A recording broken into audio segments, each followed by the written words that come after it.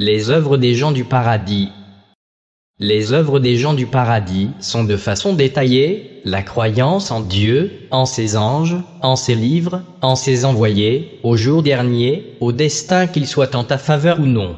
La double attestation qu'il n'y a de divinité digne d'adoration que Dieu et que Mohammed est son messager. L'accomplissement de la prière, l'acquittement de l'aumône légale, le jeûne du mois de Ramadan, le pèlerinage à la Mecque. L'adoration de Dieu, comme si on le voyait, car si on ne le voit pas, certes lui nous voit. Il y a également parmi les œuvres des gens du paradis, le fait de dire la vérité, rendre le dépôt, honorer un engagement, l'obéissance aux parents, l'entretien des liens de parenté, la bienfaisance envers le voisin, l'orphelin, le pauvre, et ceux qu'on possède parmi les humains et les animaux.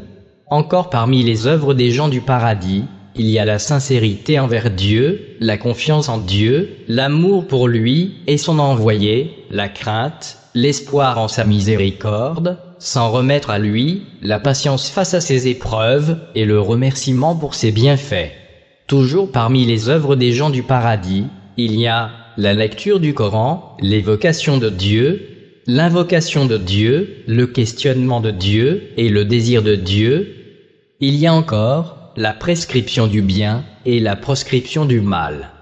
Il y a encore le suivi des relations avec celui qui les a rompues, donner à celui qui t'a privé de quelque chose, pardonner à celui qui a été injuste vis-à-vis de toi, car Dieu a promis le paradis aux craintifs. Il a dit: